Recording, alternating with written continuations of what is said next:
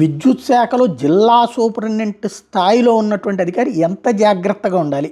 మీరు చేసిన తప్పు మూలంగా నేను అందరికీ సమాధానం చెప్పుకోవాల్సి వచ్చింది.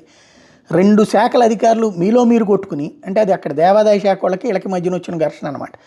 కింది స్థాయిలో నిర్ణయాలు తీసుకుంటే అట్లాగా మీ చర్యల మూలంగా దేవాదాయ శాఖ మంత్రి నాకు ఫోన్ చేస్తే నేను సమాధానం చెప్పుకోవాల్సి వచ్చింది.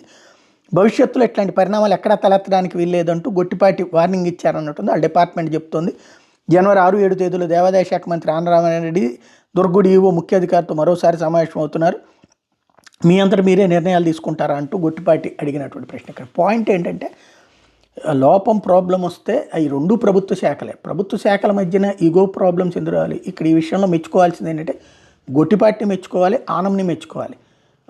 ఇద్దరూ కూడా బాధ్యతాయుతంగా స్పందించారు. ఆయన తన మంత్రిత్వ శాఖ తరఫున, ఈయన తన మంత్రిత్వ శాఖ తరఫున. ఈయన వెనకేశ్వరాలు తప్పు చేసి ఖండిస్తున్నటువంటి పరిస్థితి ఉంది.